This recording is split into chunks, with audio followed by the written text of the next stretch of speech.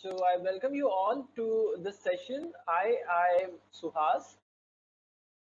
The topics that we'll be covering in this particular session would be an introduction, as I told you, that will be introduction to DevOps engineering. Then we have benefits of working in DevOps engineering environment. Then what are the life cycles? What are the stages of DevOps engineering? Then delivery pipelines, how it works in DevOps engineering altogether. So these will be the topics that we will be covering in the entire module.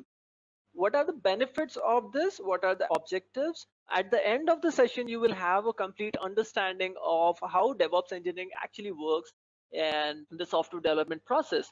And you will have how the environments are there, how actually is the pipeline working, how Jenkins actually works, how you can push your code, how you can run any test, directly automated test, or there will be automation engineering, how you can do, how you can build cycle, so how you can deploy it on multiple servers altogether. So we'll be covering all in this particular module.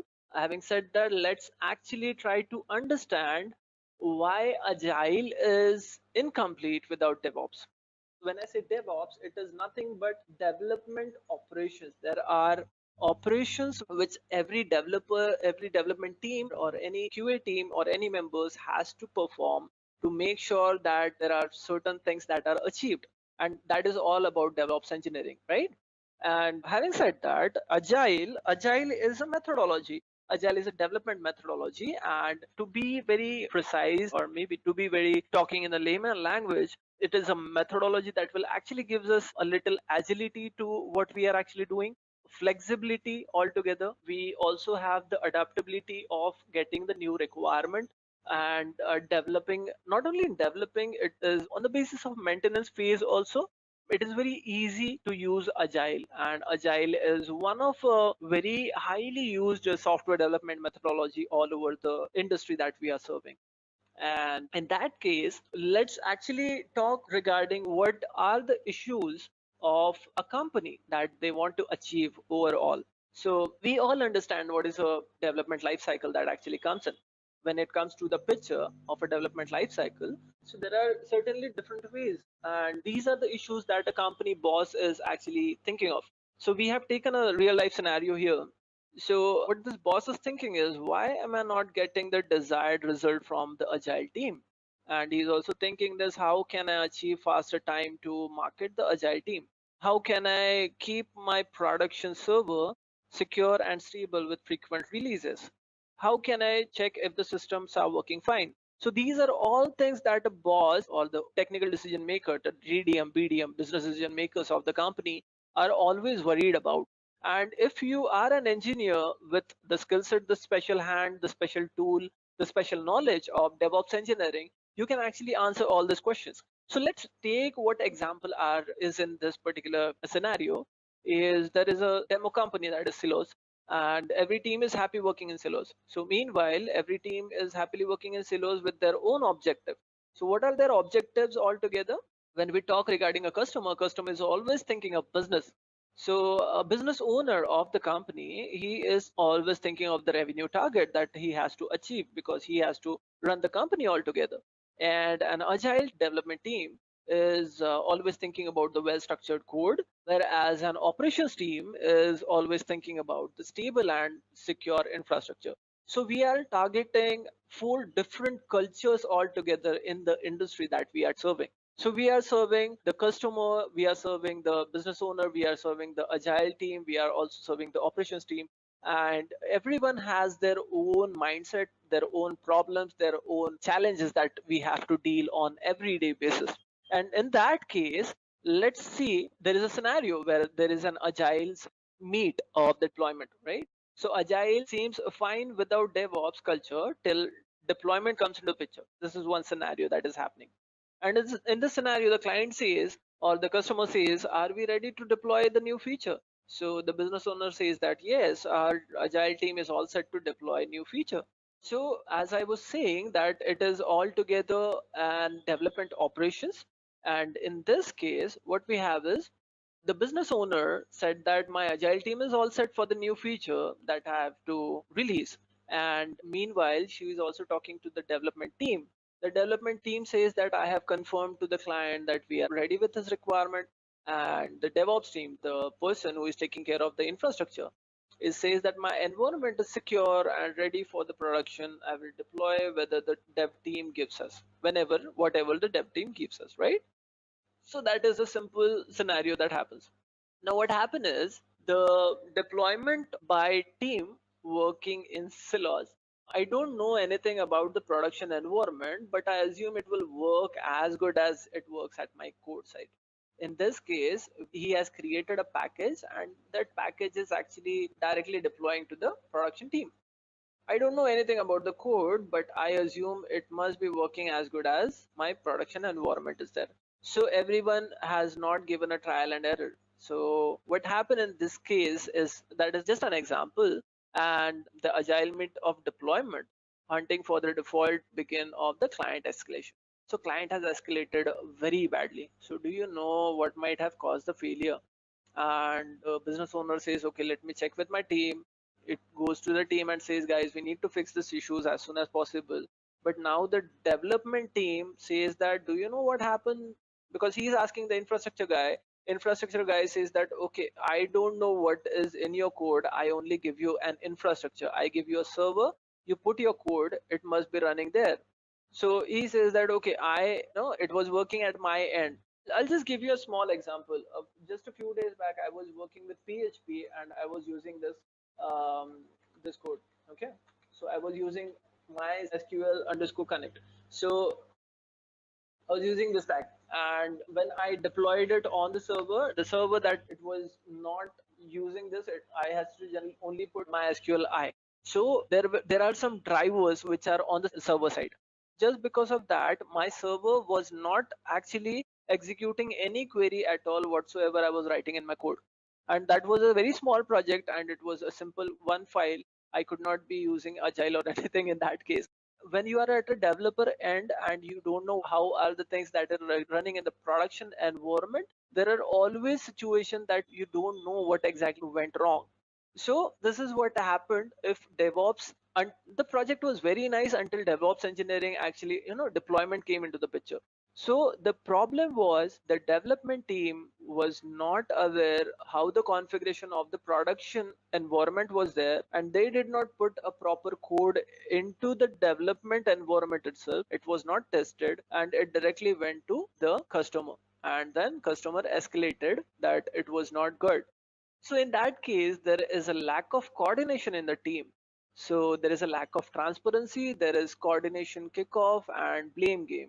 That actually happens a lot. I mean, I was into process engineering, and most of the time as being a consultant, I'm always called at that particular level where the project is always busted. It is always the client is screaming, the client is in a very bad situation. The entire project is in a very bad situation. So I'll just give you an example of one of the project that I recently been into. There was a university into Delhi, and this is a very huge university of like 50,000 or more students there were. And the project that I was working was with one of my client, and they are into educational ERP. And that ERP product, that was a first pilot project that they actually created in Java. Prior, their entire team was expert into .NET, and they have a new team, and that was installed, and they got busted very badly, that the client was claiming altogether, and they were at a very bad shape when I actually came in that case. What happened was everyone actually in the PMO office, everyone starts blaming each other most of the time. And why they do that is a simple reason: no one is actually taking their blames. So that was the same situation that is actually shown in this particular slide. So the client is saying that my business is getting affected, do you want me to approach someone else? The examples that I was telling you, in that case the director of the company was having a very direct meeting with the company that I was working with. So what they did was, existing ERP that they had, they actually degraded, they actually cut off the contract with the existing ERP, and they implemented our ERP and the new company's ERP. And it was admission process, and they had to manually do the admission on paper. There was no system which was taking any information online, and there were, for 50,000 users, 50,000 students, there were 100 and maybe 1,50,000 or more than that requests that were actually coming on the server. In the same situation, that slide, as you can see, sorry ma'am, our team is looking into the issue and we are doing it at highest priority. That is what a business owner can do, because he is always cannot lose the client. That is his problem, and if he loses, he will lose the revenue, the company loses reputation. There are a lot of things that actually happen, and I have seen that they kick out the entire team altogether. They fire people like crazy if they are into this particular situation. So he goes to the team and says that the client is really frustrated. I don't have any answer, and the developer has no idea, no clue of exactly what is happening. Our code was working fine, and before the deployment, and even the server team is saying that my server was working fine before they actually deploy. So there must be something bad in the server. So you don't know. It could be something of a configuration issue. It could be something of compatibility issue. It could be something about the traceability of the fact altogether. So having said that, this is a chaotic situation that we have. And what happened in agile development without DevOps culture is that you release and deploy mismatch. There is a mismatch between what you release and what you deploy. Okay. Then there are unpredictable issues that could come into the picture. Then there are blame games that actually happen a lot, and there is a lack of monitoring and feedback that actually happens. Okay. So this is the overall culture that is, if you are doing an agile methodology into your company and there is no DevOps engineering actually happening there, if in that case. And to be accurate with what will happen, we have a very good graph that will explain after this particular slide. So agile development with DevOps culture is streamlined deliverables. So you have very streamlined deliverables that actually happen. The teamwork in collaboration, that is the best thing that can happen. And then there is a continuous monitoring and feedback of the entire system that is in place. Okay, so we'll just see how it happens. So understanding the DevOps scenario. So in here we'll take a small example of a waterfall model. So how does waterfall model altogether works? We all have gone through this particular thing. The waterfall model new phase in deployment process begins only after the previous phase is completed. So we all know that. And there is a phase wise development that actually happens. And the deployment happen at the very end of the first phase completion. So what we do in this case is we gather the information, we design the system is actually implemented. Then there is a system testing that actually we do, and then we do a system deployment. Then we do a maintenance. In this case, if any of the step goes wrong, we have to do everything right from the scratch. And that was the biggest problem with waterfall model. So it is not flexible. The secondly, the biggest problem that we have is it does not have a sequential process. It becomes very costly in this case. So that was all about waterfall model. And in waterfall model, what we have is we have a huge waiting period for the code deployed. So like the entire, say for an example, the requirement gathering has happened. So if the requirement contains like 2 or 3 features altogether, the client has to wait for a long period of time to see how his software is coming out, how his requirements are coming out. There is always a pressure on work of old and pending and new code. So there is always a huge workload that always comes. So whereas if you have DevOps engineering that is into place, we can use the system with little or no wait time actually, and that will see how it happens. Waterfall model, even in agile methodology, if your release cycles are bi-weekly or so, it is really very tough. And what happen is in that case, there could be situations that we have faced many times, that you have to keep the system down if anything goes wrong. You can always keep on the updated version. So few years back we were using this game called bug bingo. So there are some reasons that actually your developer gives to you, like are you working on the right version of the code. So every time there is a build, there has to be a build version, and there is a revision number, there is a the code, the commit number that you have. So we always had a struggle of that. A few years back we always used to struggle. But in DevOps engineering, it is really very simple. It is really very fast, agile, and it is quick enough. And you have the information that is very handy to you. So these are the developers challenge. So what development challenge we have is wait time for the code deployment. Then we have pressure of old and new code. Whereas if you have a DevOps solution, the continuous integration ensures quick deployment and fast testing and speedy feedback mechanism that we have in DevOps engineering. So those are the problems. And if you see what are the challenges of the operations team, so the operation team has difficult maintaining their product environment uptime. What is the product environment uptime? So I hope you must have seen some years back that there used to be websites which used to say that, okay, we are down because we are implementing new features. So operations team has to keep their environment up.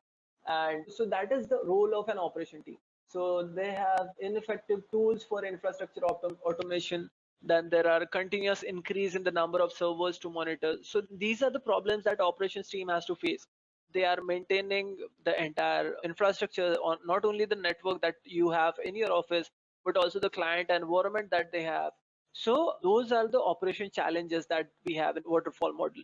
So in this case, what needs to be done for the operations team is if they have a difficulty in maintaining the production environment uptime, the system should be running up most of the time, right? So that can be achieved by DevOps engineering. And then if there are tools which, in this case, I'll just take you one example. As I told you, for the university that we were deploying the things, there were third-party tools which we used. You can go and check this particular tool that was called New Relic. It actually helps you to monitor your servers, and it gives you a runtime report of what is the load that is going on the server. It was something which I used to train in performance engineering, the training that we take. Edureka actually does a lot such trainings. So New Relic used to do the monitoring of many servers, how it is performing, what is the uptime, if there is any process that is taking a lot more than we need, right? So there are certain tools that are available and that will make sure that you have those tools in hand. Similarly, in DevOps engineering, we will learn few tools, especially like Jenkins and Selenium will actually tell us what exactly happened at the server level. Okay.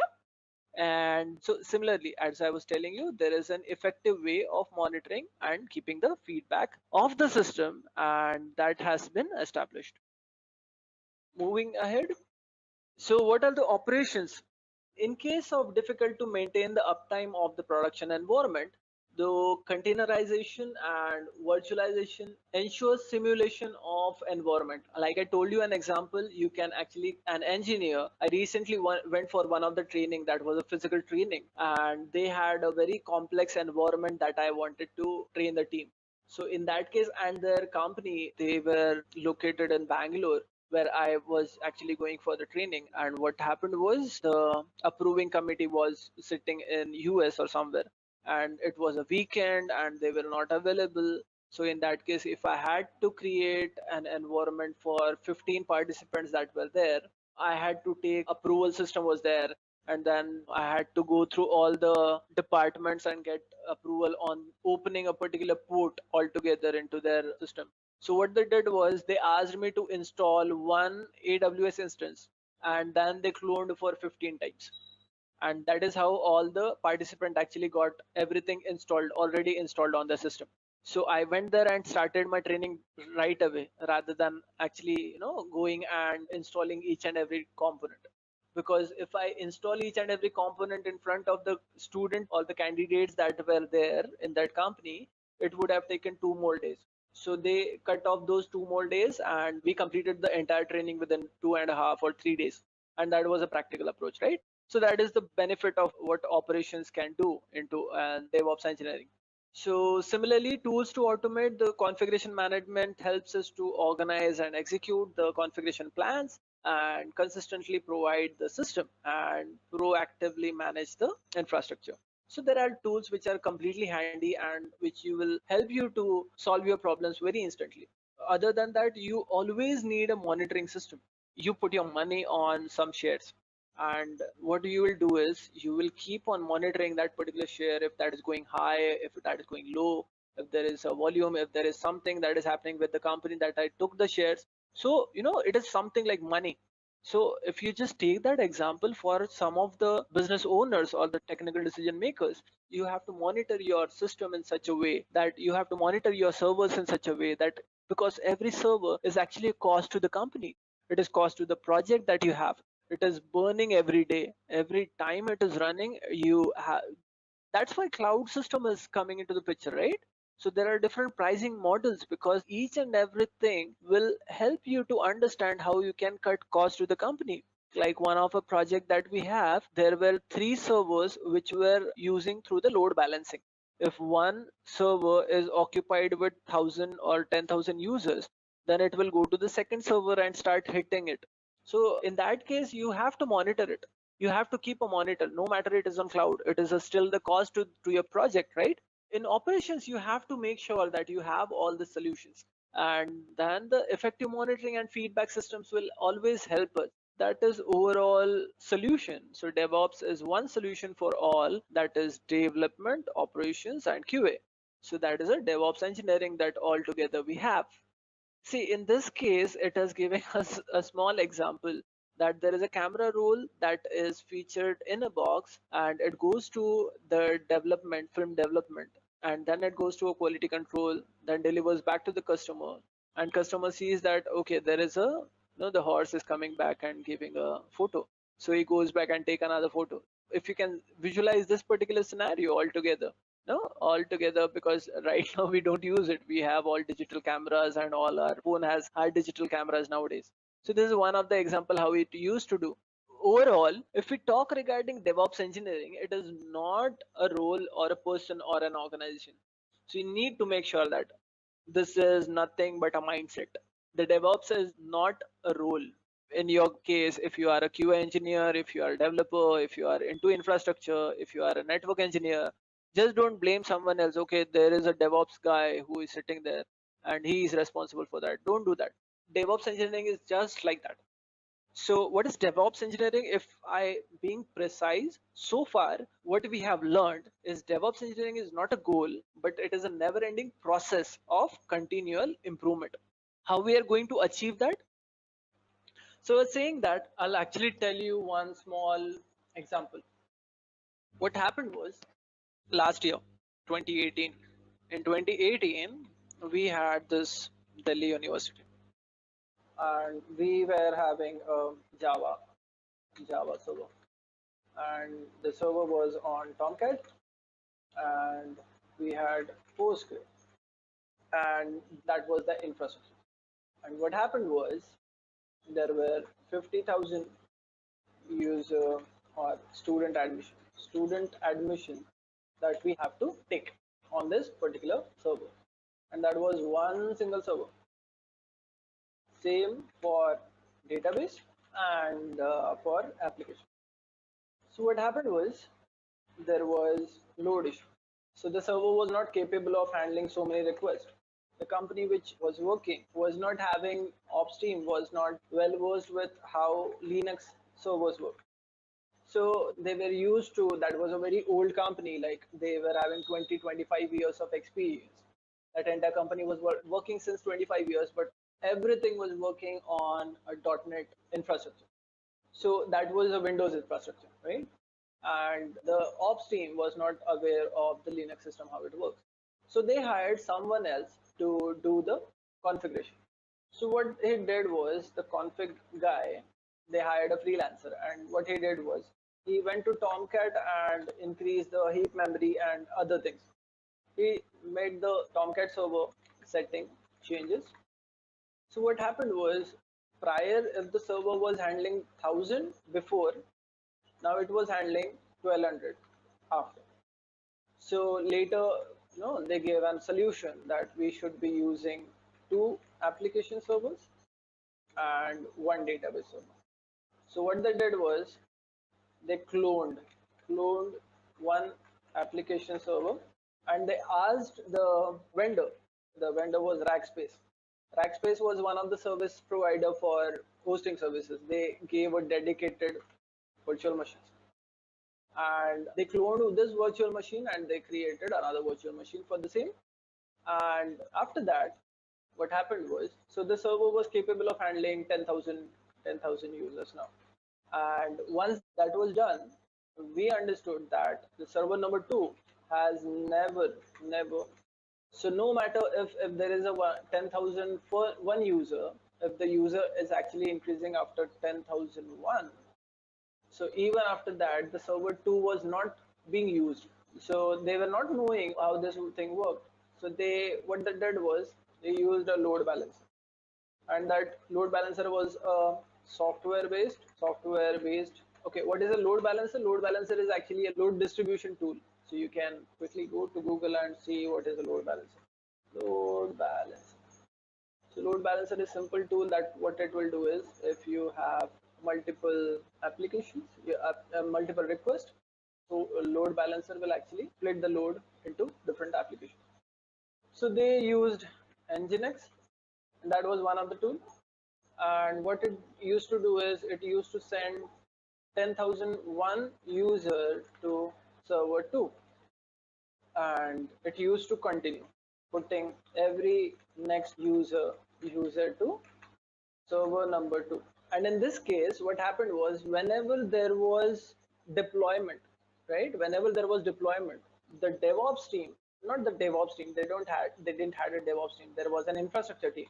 So they only had FTP, and what they used to do is they used to do a page down and upload the build to server 1, test it, if okay, use FTP and upload to server 2. So this was the very traditional approach that they actually did. And you know what, if you had similar kind of issue, we'll actually see what DevOps engineering can help us to actually do the entire solution in what way. So I'll just continue with where we left, and that was, it will help us to do an automation, it will help us to implement a system, and that will work faster, and it will give us some implementing best practices with help of different tools. That is what we'll learn into the next section. So what it will do is it will actually integrate developers and operation team. It will improve the collaboration and productivity by automating infrastructure, automating workflows, continuous measuring of application performance. So how it will be done is DevOps adopt 5-step journey. Okay, what are this 5-step journey? We will see a cultural transformation, that how the culture works. Then there is a process transformation. Then there is a technology transformation. Then there is automation everywhere, and there is adoption of tools.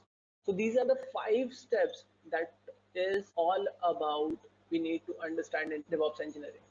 And it is really it is a wonderful thing that you can learn if you are actually upgrading yourself, right? Automation everywhere is, of course, automation everywhere will help us, but it is still an optional if you want to implement some tool or not. So in agile versus waterfall versus development. So in waterfall model, we have design, code, test, and deploy. That is a plain process that we all know. In agile, what we have is design, code, test, then design at a very small level, then code, then test, then design, then code, then test, and finally we do a deployment. In agile with continuous deploy, that is DevOps engineering, when it comes to the picture, we have design, code, test, deploy, we have design, code, test, deploy, and that is a continuous process that is actually happening. This is purely agile. This is actually extension to your agile process. This is giving you more agility, more flexibility, more adaptability, wherein agile is all known about. And no matter it is your development project, it is your maintenance project, it is a small pilot project that you are using into, if you have that methodology to keep on continuously deploying or keep on continuously improving that particular process, it will be helpful for your entire project altogether. So let's see how it works all together. So what is reactive and scalable infrastructure with DevOps? So in DevOps, if we talk regarding waterfall engineering, so waterfall methodology, we have monolithic and we have physical servers, we have in-house data centers. That is basically what we have in a waterfall model. So waterfall model was a physical server and they have an in-house data center. And in Agile, we have an entire decoupled, and then we have VMs and it is an hosted service, and in DevOps engineer we have microservices, containers, and clouds. So these are the diversity of the infrastructure that are within the Agile and DevOps engineering that is into the picture. So what is development current scenarios? Consider the challenging pace of IT landscape. Almost all companies are required to, because we all need to have that adaptability and agility, and we must have this. And altogether, if you see that what is the scenario of that is the money that we are talking. Show me the money. So it says that the demand trends of DevOps engineering jobs that features on payscale.com. Okay, Payscale, we are not sponsoring Payscale, but we are just taking an example that there are the current job are the salary of what 94,000 USD, and that is in California, and they are going upward. So a quick check what is happening in Google Trend. Google Trend, you can always see that. You can always see Google Trend and understand what is happening. So if someone is searching that, so like we'll search DevOps jobs. Okay, and we'll compare with maybe a QA job. Okay, QA job is more. Oh, not like that. Fair enough. So what DevOps engineering says that okay, this is the standard, and that is actually increasing a lot. But moreover, what I know that there is a huge demand of DevOps engineering in most of the top level organizations that we have. So what are the skills that we need to understand and what we need to acquire? Most of the skills that we will be using, will be understanding in this particular session will be as such. And those are like version controlling, and we'll be using Git for that. And for continuous integration, we'll have Jenkins. We have virtualization and containerization, that is Docker and Kubernetes. And then configuration management, that is Puppet and Ansible. And then monitoring, that is Nagios. And then we have networking skills, that is general networking skill, establishing connection between port forwarding and then container orchestration. Other skills that you need is of course people skill, process skill, customer skills, and empathy, and cloud awareness. So these are the things that you need to understand, guys. So DevOps lifecycle. Let's see what is the DevOps lifecycle. And DevOps lifecycle starts with planning. So first stage of DevOps cycle, where you plan, track, visualize, and summarize your project before working, starting it. So that is the first phase. And there are tools which are actually shown on your right side, if you can see. So what you do is you plan, you track, you visualize, you summarize. That is the first step that you do in DevOps engineering. The second thing is you code. Second stage of DevOps engineering, where the developer write their code. In the stage of DevOps engineering lifecycle, we deal with the updated storage and management of code. And in this case, we have Eclipse, we have Subversion, we have Git, we have NPM, we have Jupyter. So there are certain tools which you can use for all other kind of platforms. And then the next part that comes into the picture is we do build. So there are build tools. Is Maven the part of this? Yes, it is a part of it. It is a build tool. We have Gradle, we have Docker, we have MS Build, we have Apache Ant. Some of the tools are not used much nowadays in the market. It is outdated somewhere, but they are still used. It really doesn't matter. There are certain tools which you can use. So there are certain tools which are currently available, and these are the build tools that will do. So this is step number 3. Step number 4 is there are testing tools that we use. So there is Selenium, there is JUnit, and there is Apache JMeter. So these all tools are there. There are new tools which are already there, like Gatling, if you have heard about it. So there is Gatling, which will run your performance engineering scripts. There is Selenium, and so there are certain tools which are there. So what it will do is it will help us to rapidly test the application, and it will actually give us the results. So the next part is release tools. What are the release tools? These phase help to integrate code into shared repository, which you can locate and see the things. So there are Bamboo. So Bamboo is nothing but a tool that is used in Atlassian and is a plugin for Jira. So it is also for many other tool. Then there is Travis CI, and there is Jenkins. There is Jenkins, there is CodeShip, there is GitLab.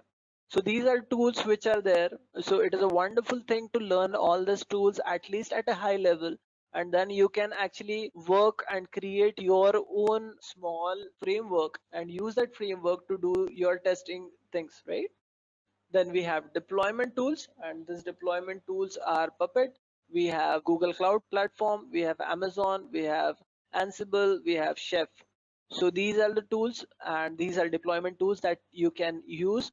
It will actually help you to manage and development and deployment of the software systems to the server of any computation environment. So it is environment independent, and you can use that to deploy your things. And there is operating tools, which will, what it will do is, so the phase to keep the system upgraded and the latest update. So these are operating tools which will keep track of the entire things that we have. And finally we have a monitoring tool. It will ensure that the application is performing as desired and environment is stable. It is quick, determine when a service is unavailable, and understand the underlying cause. So these are the tools: Splunk, then there is Datadog, then there is Census and Nagios. So these are the tools that we have into the picture. So I was telling you about the next part of this chapter is version control. So let me continue with the version control and source code management. So source code management is having a small cycle like this. So there are 3 developers and there is a Git. This is our version control SCM. So this is Git. So we are actually talking about the version control system management. So there are 3 developers. They are using Git. And once you do Git, there is Jenkins that you have in your framework. Then you have Selenium, and then you have your Jenkins again. And then you have your monitoring tool. Then you have this feedback tools. So what is version control? The system that records the changes to the documents. What is version control? Version control is a system that records the changes to document, computer, program, large websites, and other collections of information over time. And there are 2 types of version control. There is a decentralized version control and there is a centralized version control. How does it work? User computer has a user local repository which is connected with a remote server, wherein a decentralized there could be a local repository which is different and the remote server repository is different. Centralizes, every computer will directly interact with the remote server. So I will have a system that will have a source code. The source code will have a particular version that is on my local system, and I will have a remote server here. So I am coding it. I have a local repository. Then I push it to the server. And if you are user number 2, you take it from the server. You work on your copy. You push it on local repository and then you push to your remote server. Similarly, I can also do that. In second scenario, we have directly the version that is on the server. Whatsoever changes we do will directly put on the server. We don't have a local repository here. So that is centralized version control and that is decentralized version control. So the next thing, version control using Git. Git is a version control system which allows us to track change in the file and coordinate with the team member. So as you can see in the image, so you have the remote repository, right? And we have this commands. We'll see all these commands tomorrow. There is clone, there is pull, there is fetch, there is push, there is clone, right? So most of you who are familiar with SVN or any other tool must be knowing that there are similar such commands on SVN also. So you have a working copy. What is a working copy? What is the staging area? What is the local repository? What are commit changes? What are stage changes? So you do all these things. So say for an example, Allison is developer A and Vijay is developer B. So if Allison is doing all these changes and he is pushing his final code to the remote repository, and Vijay is here, so Vijay will pull the changes and will get all the things that has been done by Allison. So we have continuous integration. That will be the next topic that we'll quickly take, and then we'll summarize it. We'll just take a quick look on what are the next content and next slides that we'll be covering all together. So what is continuous integration? So continuous integration is a development practice that requires developers to integrate the code into a shared repository several times a day. So they develop, they push the commits, then they do testing, and then they deploy. It is an iterative process. It is something that you need to keep on doing. So if you are a developer, you must be knowing. I mean, if you have created a script, if I'm an HTML developer, so in an HTML thing or even a CSS thing, if there is something that I have to keep on running, I need to go to my browser and then refresh the browser and see if the changes are reflecting properly or not, right? So in that case, I see myself as a developer. I create the code and then I go to browser, I refresh the browser and see if my code is showing it correctly or not. So that is what exactly when I'm actually sending it on a server, I need to deploy it. I need to commit it, deploy it and get it tested from someone else. So there is a testing team that will do my testing and then they will be sending me the revert. They'll be sending me bugs. So that is an ongoing process. That is a continuous process. And for this need of the continuous integration, you need to integrate your code into the code that is on the server. Make sure that your codes things are pushed on the server and it is integrated to the existing server and it is going on. I'll just give you a small example. Okay. So let's go to this is a wonderful website that I used, onepagelove.com. One page love is nothing but there are templates that are created for one page website. So these websites are free. I'm not advertising. I'm just telling you how it happens. So in this case, if you just see how are these developers, see these are free. Even though they are free, they have a very high quality standards of their coding practices. Why I'm showing this example is just show you a small quick example. We have plenty of time, so don't worry. So I'm just downloading one of the copy of this.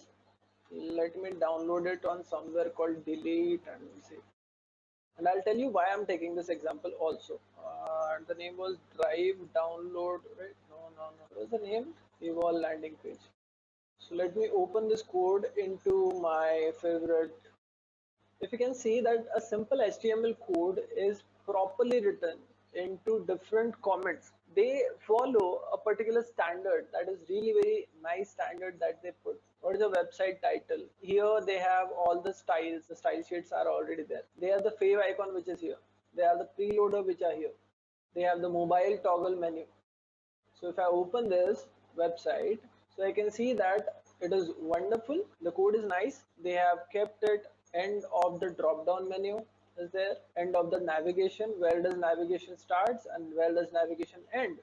So navigation starts here and navigation ends till here. So if I want to make changes into anything that is into the navigation, I need to manage into this code. So that is how they are using this. Now imagine if there is a developer, say for an example, we have, who is the developer?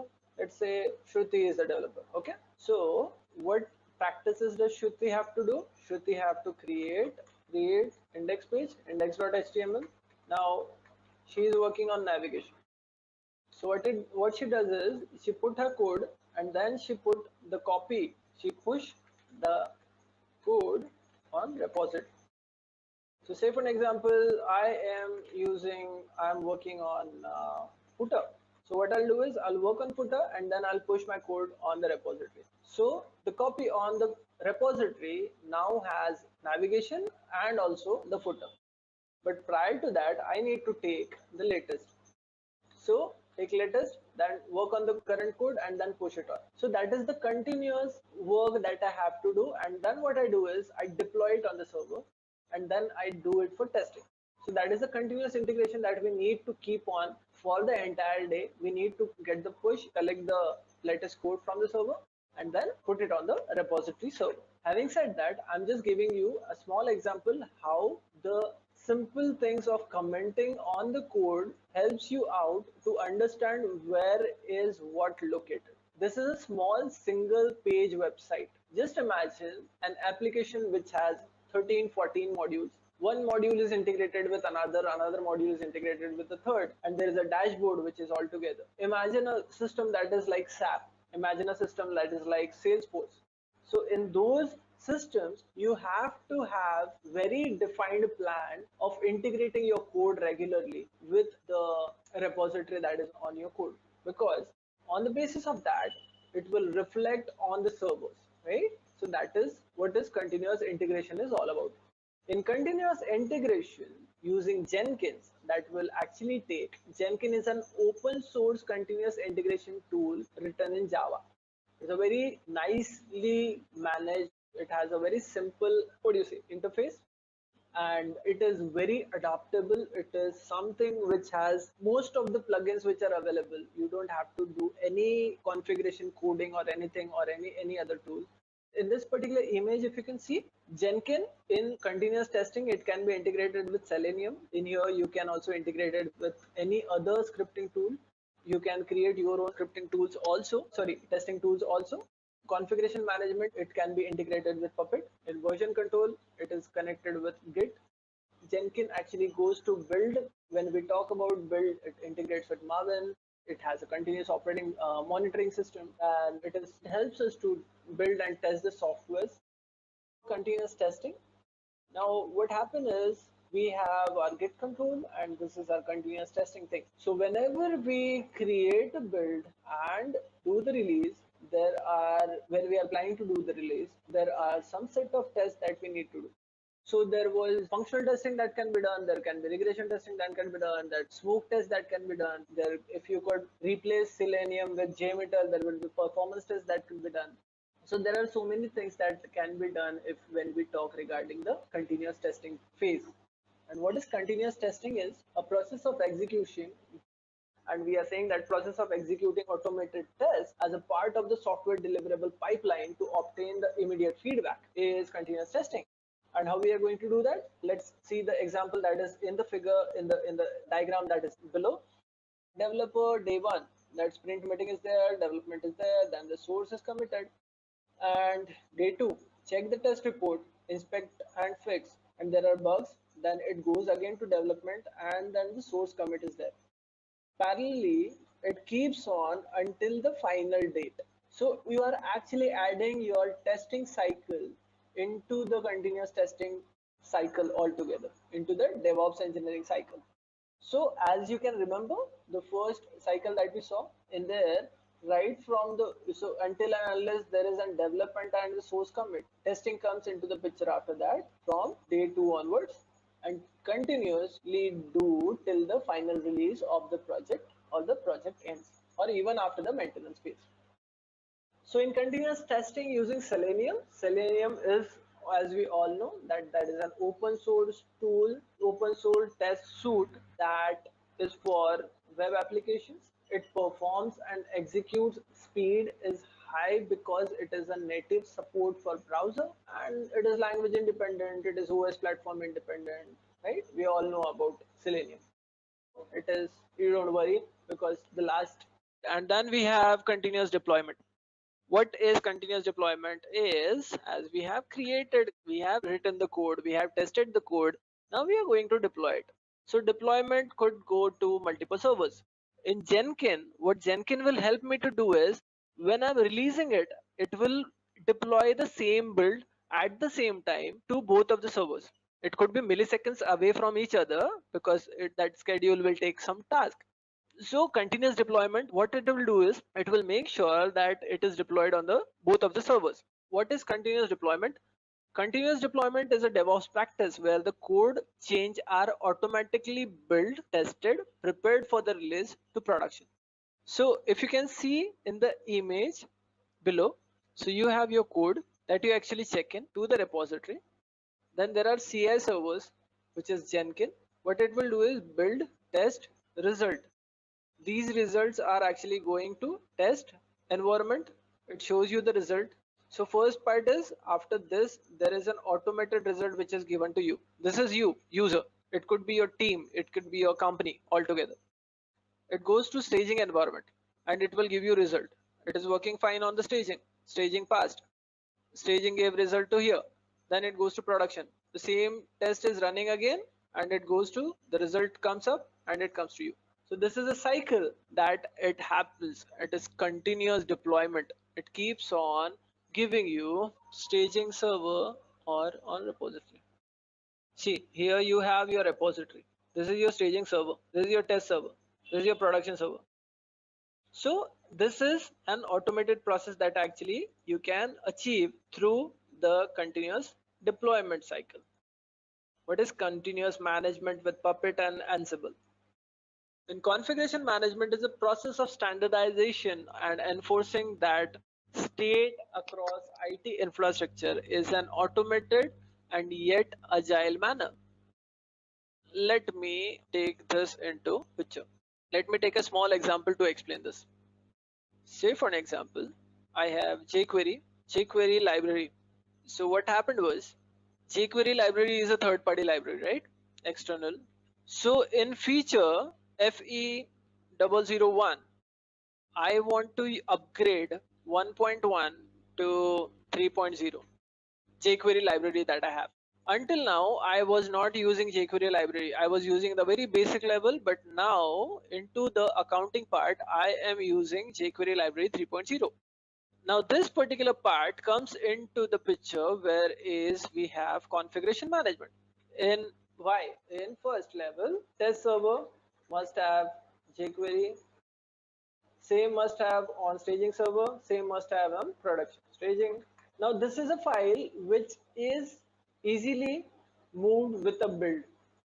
So I need to make sure that this library is going with a build and from my repository it is going to the server. But say for an example, like I need to change something in php.ini or maybe I need to change something in mysql.config.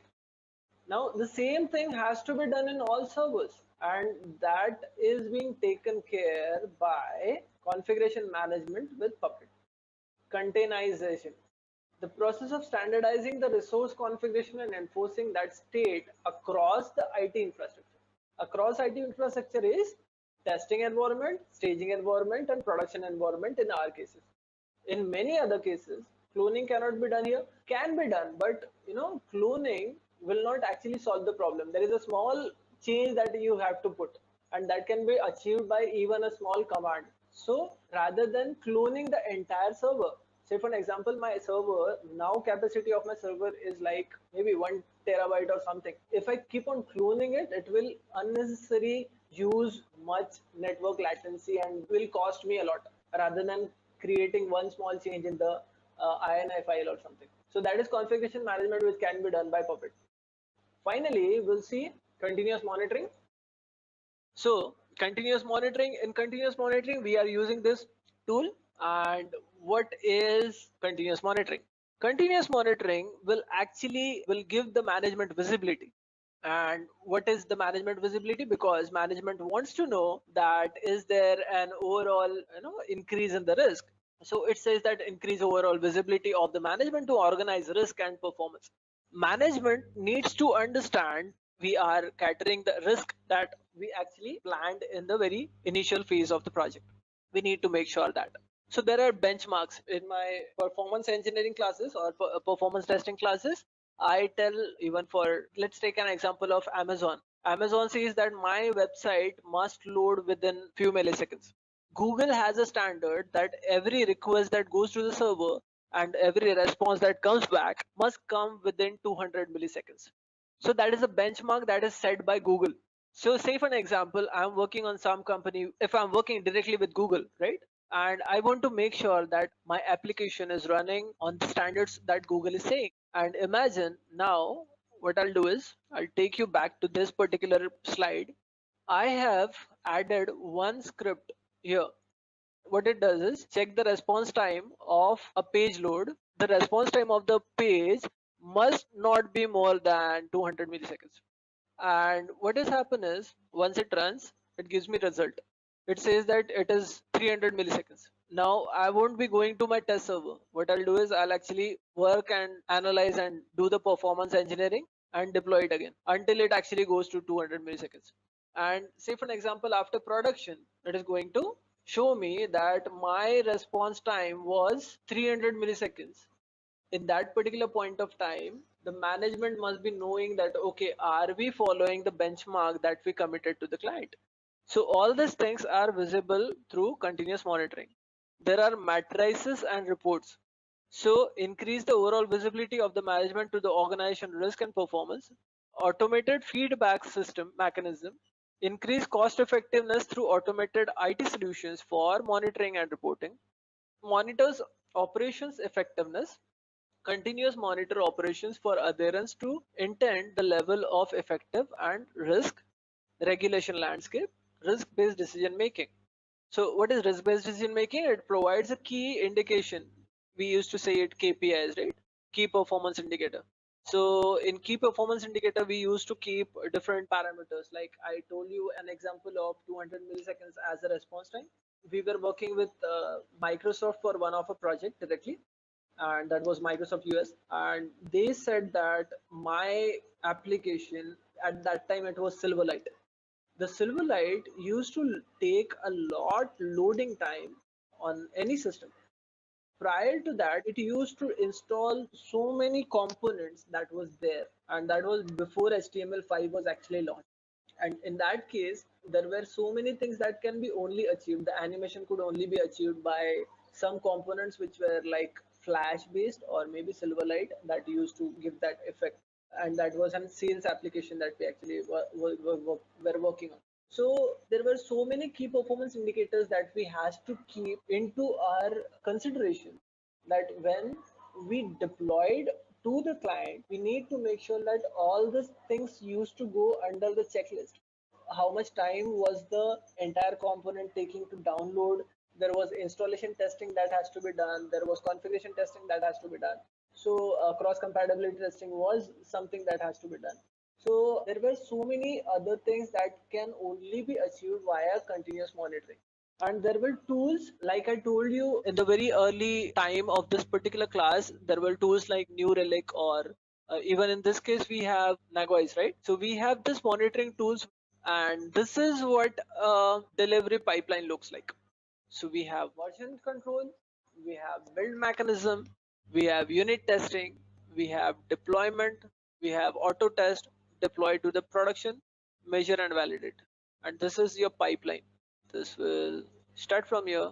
So if it fails, it will go back here, or let me go to unit test, do the unit test, fails, goes back, passed, deployed, failed in some cases or not, auto test, deploy to production. This is how your delivery pipeline actually will work. Thank you so much for your time. God bless you. Bye.